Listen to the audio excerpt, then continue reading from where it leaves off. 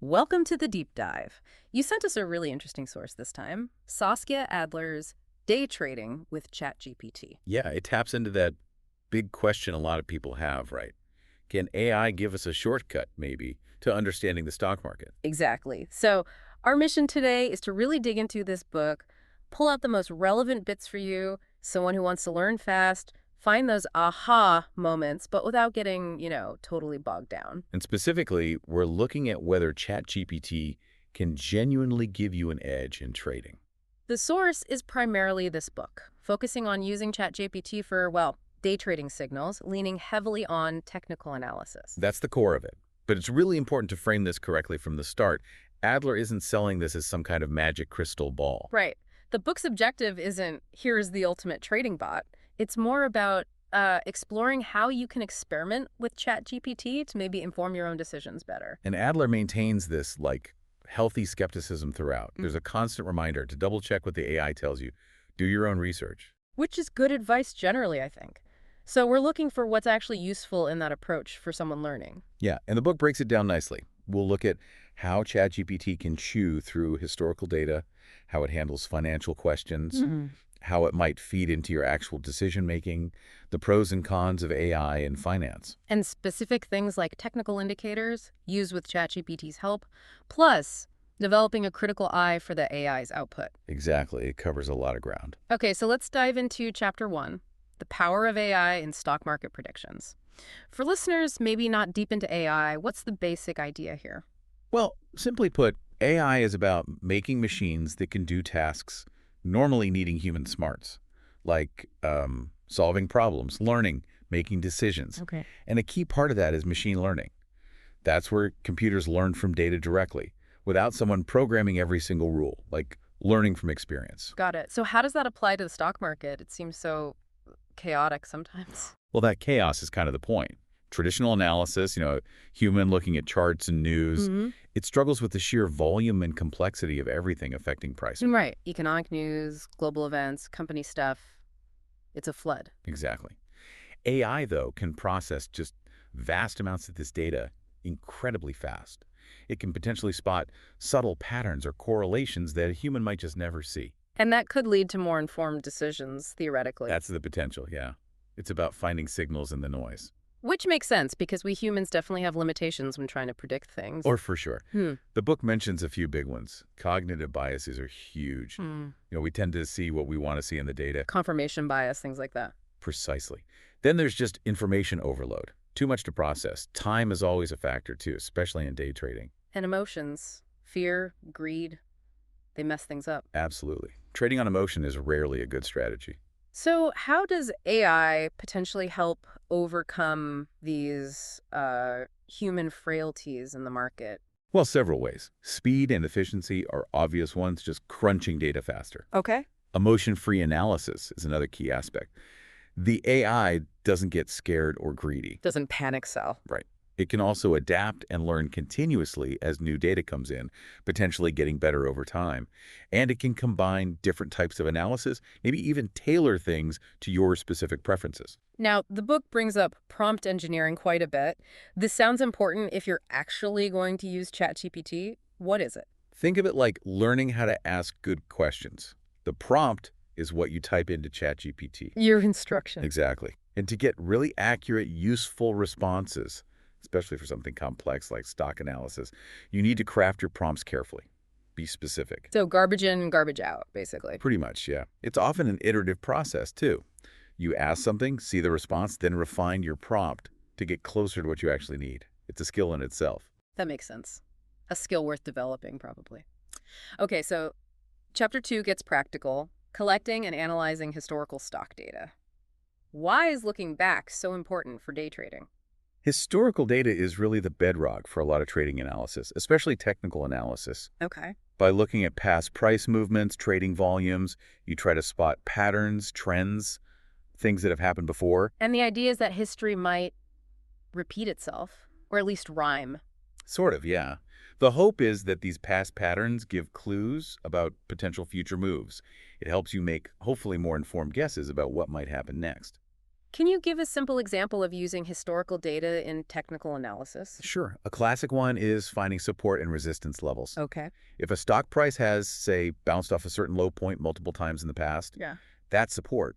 Traders watch that level. Thinking it might bounce there again. Exactly. Or if it keeps failing to break above a certain high point, that's resistance. These levels show where buying or selling pressure was strong historically. And it's not just prices, right? The book mentions gauging market sentiment from this data, too. Right. Trends in price and volume can give you a feel for whether the overall mood is bullish, optimistic, or bearish pessimistic for that stock. Like, a price rising strongly on high volume suggests lots of buyers are keen. Yeah, that could indicate strong bullish sentiment. And all this historical data lets you test strategies, right? See if they would have worked in the past. Precisely. That's called backtesting. You run your trading rules against historical data to see the hypothetical results. It helps refine your approach. And of course, this data is what you feed the AI, like ChatGPT, to train it to find those patterns. Absolutely essential for training any predictive model based on past trends. Okay, getting really practical now. The book walks through downloading this data from Yahoo Finance.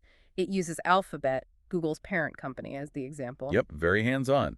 Go to Yahoo Finance, search the ticker GOOGL for Alphabet, find the Historical Data tab. Then you set your dates. The book uses April 1st, 2022 to March 31st, 2023. Choose your frequency: daily, weekly, or monthly data. Right, you might want different views. Exactly. Apply those settings, and then you can just download it as a CSV file, a spreadsheet file, basically. And what's typically in that downloaded file? What are we looking at? You'll see columns like date, obviously, open price for the period, high price, low price, close price. Standard stuff. Yeah. And importantly, add close, adjusted close. That accounts for things like dividends and stock splits, so it's often better for looking at long-term performance. Good distinction. And volume, too, right? How many shares traded? Yep, volume is key for seeing the conviction behind price moves. Now, the book adds another step, Yeah. uploading this data to GitHub. Why bother with that? Sounds a bit technical. It might seem like an extra hoop, but it's actually pretty clever for using it with ChatGPT. GitHub lets you get a raw file link. A direct web address to the data. Exactly. The book shows how. Create a free account, make a repository, just like a folder, upload your CSV files there. Then GitHub gives you these unique raw URLs for each file. Okay. And how does that help with ChatGPT? It's super simple. You just paste that URL directly into your prompt. Ah, so you can say, ChatGPT analyze the data at this link. Precisely. ChatGPT can then just go fetch and process the data from that web address. The book even provides the specific links it generated for the Alphabet daily, weekly, and monthly data it used. What are they, just so people get the idea? Sure, the daily one is https://raw.githappersurcontent.com/yet kittenpub database repository, meaning Google stock price daily.csv. The weekly and monthly ones are similar, just with weekly or monthly in the file name. Okay, that's a neat trick. Makes it easy to point ChatGPT to the right data. So Chapter 3 uses this data link approach with moving averages SMA and EMA. Remind us what those are. Right, moving averages smooth out price data to show the underlying trend more clearly. They filter out the day-to-day noise. The simple moving average, SMA, is just the average closing price over a set number of periods, say 20 days. Straight average. Yep. The exponential moving average, EMA, is a bit fancier, gives more weight to the most recent prices. So it reacts quicker to new price changes. Exactly. EMA is generally more responsive, maybe better for spotting short-term shifts, while SMA gives a smoother, longer-term view. The book highlights the 50-day and 200-day moving averages specifically. Why those two? They're very widely followed benchmarks. The 50-day often represents the intermediate trend, the 200-day the major long-term trend, and traders watch for when they cross. A golden cross 50-day moving above the 200-day is usually seen as bullish. And the opposite. That's the death cross 50-day falling below the 200-day, generally considered bearish. So how would you prompt ChatGPT about these using that Alphabet data link? The book gives good examples. For SMA, you could ask, using the data from link, calculate the 20-day SMA for Alphabet Inc., and identify potential buy-sell signals based on price crossing this average. Or compare two SMAs. Using the data from link, compare the 10-day SMA and 30-day SMA. Is the stock in an uptrend or downtrend based on their relationship? And for EMA, similar idea. Yeah.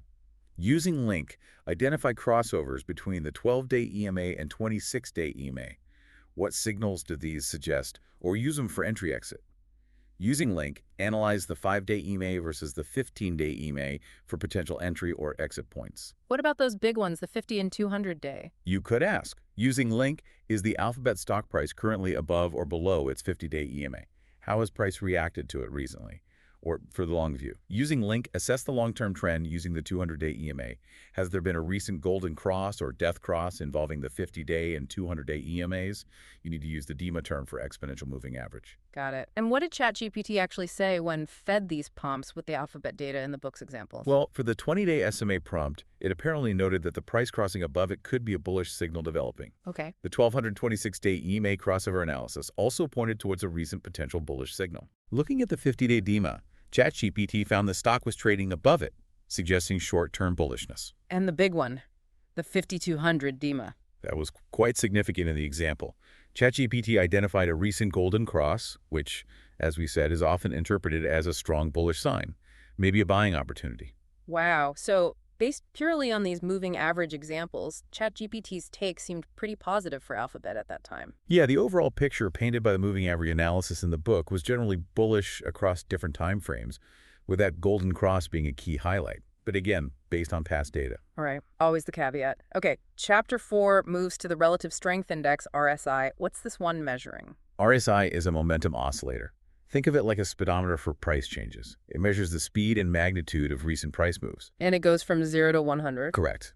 Its main job is to help identify potentially overbought or oversold conditions. Okay, define those terms in the RSI context. Generally, RSI above 70 is considered overbought. The idea is the price has gone up too far, too fast, and might be due for a pullback. Okay. And RSI below 30 is often considered oversold. Price has fallen sharply. Maybe it's due for a bounce. But the book says these aren't hard and fast rules. Exactly. 70 and 30 are common levels, but context matters. Strong trends can stay overbought or oversold for a while. So how might a day trader use RSI looking for those extremes? Yeah, spotting those extremes for potential reversals is one use. Also, identifying divergences. Divergences, what's that? That's when the price and the RSI indicator are telling different stories. For example, the stock price makes a new high, but the RSI makes a lower high. Suggesting the upward momentum is fading. Precisely. That's a bearish divergence, a potential warning sign. The opposite, bullish divergence price makes a lower low, RSI makes a higher low, can signal weakening downward momentum. And like before, you can prompt ChatGPT to find these things using the data link. Absolutely. You'd ask it to calculate the 14-day RSI, that's a standard period, and report if it's overbought or oversold. Okay. You could specifically ask it to look for bullish or bearish divergences between the price and the 14-day RSI, and you can combine it. Using Link, analyze the 14-day RSI in conjunction with the 50-day moving average. Are there potential trading opportunities based on both? So what did ChatGPT find for Alphabet's RSI in the book's examples? It was interesting. It found the RSI was at 72, technically overbought. Okay. Suggesting caution, maybe? But when asked about divergences, it identified a bullish divergence. So conflicting signals. A bit, yeah. And when combined with the 50-day moving average, the analysis noted the RSI was actually neutral, but the price was above the MA, which is bullish. It suggested a potential buy setup if RSI dipped towards oversold and then recovered, while price stayed above the MA. So the RSI picture was definitely more mixed for Alphabet compared to the moving averages? Yes, it highlighted that complexity. Overbought reading, but also a bullish divergence signal and confirmation of the underlying trend via the moving average. It really underscores why you look at multiple indicators. Makes sense. Okay, next up in Chapter 5, Bollinger Bands. What are these bands showing us? Bollinger Bands are all about volatility. You have 3 lines, a middle band, usually a 20-day simple moving average, Okay. and then an upper and lower band plotted 2 standard deviations away from the middle band. Standard deviation, a measure of how spread out the prices are. Exactly. So when volatility is high, prices swing wildly and the bands widen. When volatility is low, prices are quiet, the bands contract or get narrow. And how do traders use this information? Well, touching the upper band might suggest overbought conditions, like RSI, maybe a pullback is due. Touching the lower band might suggest oversold, maybe a bounce. Similar idea to RSI extremes, but based on volatility. Kind of, yeah. But maybe the more unique thing is the Bollinger Band squeeze. You mentioned that when the bands get really narrow. Right. It signals very low volatility. And often, periods of low volatility are followed by a big price move, a breakout when volatility picks up again.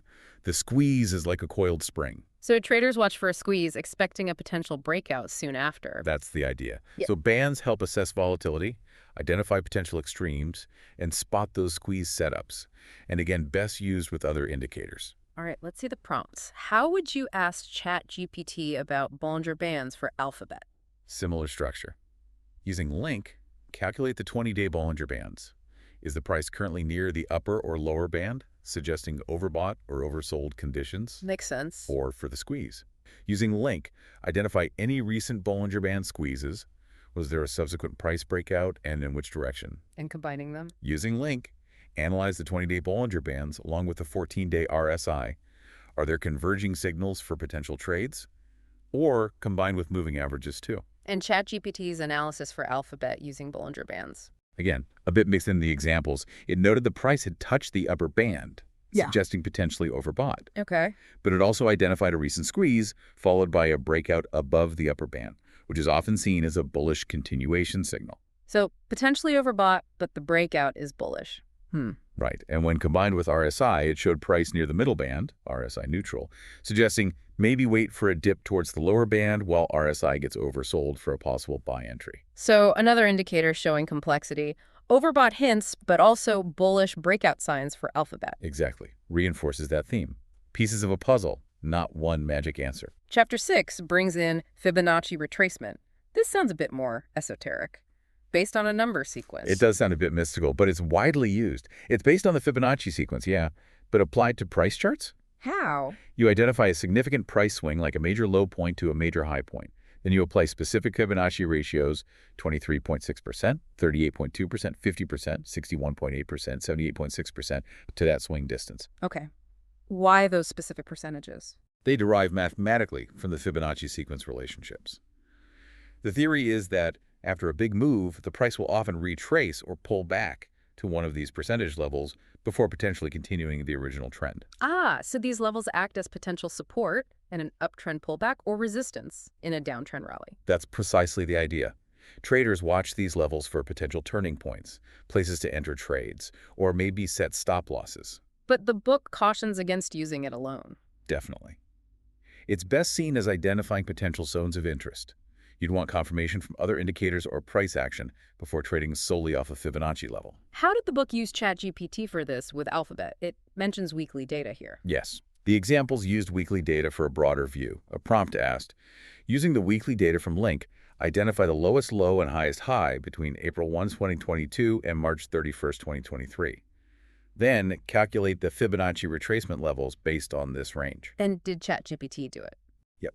According to the book, it identified the low, $83.45 on October 22, and the high, $142 in March 28-23, and calculated the key levels like $116.29 minus 29%, $113.50%, $109.80, 38.2%, and so on. And then other prompts just asked to highlight these levels. Right. Prompts like identify these calculated levels as potential support resistance, or what are the key Fibonacci price levels to watch for Alphabet based on this analysis. So the output here is really just pinpointing those specific price levels derived from the theory. Exactly. The value isn't a direct buy-sell signal, but highlighting potential areas where price might react. A trader would then watch those levels closely, looking for bounces or breaks combined with other signals. Got it. Chapter 7, moving average convergence divergence MACD, another popular one. What's this showing? MACD focuses on the relationship between two exponential moving averages, usually the 12-day and 26-day EMA. Okay. It subtracts the longer EMA from the shorter EMA to get the MACD line. Then it calculates a 9-day EMA of the MACD line itself that's called the signal line. Okay, a bit nested there. What's the point of comparing the MACD line and the signal line? Crossovers between them are key signals. MACD line crossing above the signal line is generally bullish, suggesting momentum is shifting up. Crossing below is generally bearish. All right, crossover signals. What else? There's also the MACD histogram. That visually shows the difference between the MACD line and the signal line. When the histogram bars are above 0 and rising, bullish momentum is strong or increasing. Below 0 and falling, bearish momentum is strong or increasing. And divergences apply here too. Yes, just like with RSI. Price making new highs while MACD makes lower highs is bearish divergence. Price making lower lows while MACD makes higher lows is bullish divergence. Signals potential trend weakness. So MACD gives momentum, direction, strength, and potential reversal signals through crossovers and divergences. Useful for day trading. Potentially, yes. It can offer insights into short-term momentum shifts. How did the prompts and ChatGPT responses look for MACD with the alphabet data? Prompts asked for calculation of the MACD line, signal line, and histogram values over the period. They asked to identify specific crossover signals, bullish, bearish. Yeah. Also prompts to find MACD divergences, calculate the average MACD value to see overall bias, and analyze the histogram trend, rising, falling. And the results? According to the book, ChatGPT provided ranges for the MACD components. It identified multiple crossovers, both bullish and bearish, at different times within that year. So not just one clear trend. No. It also found instances of both bullish and bearish divergences. The average MACD value was near neutral. The histogram showed periods of rising momentum and periods of falling momentum. So MACD also painted a complex dynamic picture for Alphabet over that time, mixed signals again. Pretty much, yes. The book concluded that MACD suggested various potential buying and selling opportunities throughout the year, reinforcing the need to consider the wider context and not just rely on one indicator snapshot. Okay, last indicator covered is in Chapter 8, the stochastic oscillator. How's this different from RSI or a MACD? It's also momentum, right? It is a momentum indicator, yes. But its calculation is different. It compares a stock's closing price to its price range over a certain period. Price range meaning the high minus the low. Exactly. The core idea, developed by George Lane, is that in an uptrend, prices tend to close near the high of their recent range. In a downtrend, they tend to close near the low. Okay, interesting premise. How does it work visually? It has two lines, %K and %, oscillating between 0 and 100. %K is the main line, calculated based on where the current close sits relative to the recent high-low range. %D is usually a 3-day moving average of Tresicca, acting as a smoother signal line. And signals come from? Crossovers again. Yeah. %K crossing above %D is potentially bullish, below is bearish. Also overbought, oversold levels. Above 80 is often considered overbought, below 20 oversold. Similar zones to RSI. Similar zones, yeah. And divergences work here too, price making new highs while stochastic makes lower highs, etc. Signals potential trend exhaustion. How are the prompts structured for stochastics? They got quite specific. Calculate %K and % for a specific week, for example, April 4, 2022. Identify weekly overbought, oversold conditions for another specific week, for example, Jan 9, 2023. Look for bullish-bearish crossovers within a specific 2-week period, for example, February 6/20, 2023. And ChatGPT's findings for Alphabet. For early April 22, it suggested a neutral to slightly oversold reading. For early Jan 23, it found the stock was neither overbought nor oversold. Okay. But for that mid-February 23 period, it did identify a bullish crossover for TK moving above %D, which is often seen as a positive signal. So the stochastic analysis was also quite time-sensitive and maybe didn't give a single overarching view. This seems fair. The insights were mixed depending on the specific week or period looked at. Neutral here, nothing there, then a bullish signal later. The book suggests it's hard to get a definitive stance from just this, though the bullish crossover in Feb was notable for that time frame. Right. So, after going through all these indicators, moving averages, RSI, Bollinger Bands, Fibonacci, MACD, Stochastics Chapter 9 finally asks the big question. Putting it all together, is ChatGPT worth using? What's the book's verdict? Well, it gives ChatGPT credit where it's due. It acknowledges its really quite remarkable ability to process that historical data and calculate all these technical indicators. Even if they're approximations sometimes. Yeah, it notes they might not be as precise as dedicated financial software, but still useful. It also praises ChatGPT's ability to understand and respond to financial questions about these concepts, explaining overbought, crossovers, etc. But there are caveats. Big ones. The train data cutoff, September 2021, for the model used in the book, is a major limitation for real-time analysis. And it stresses that responses aren't always perfectly accurate or reliable. Caution is needed. So it can give you insights based on the data you feed it, but it's not giving foolproof recommendations. Exactly. The book highlights that ChatGPT didn't give definitive buy this, sell that advice.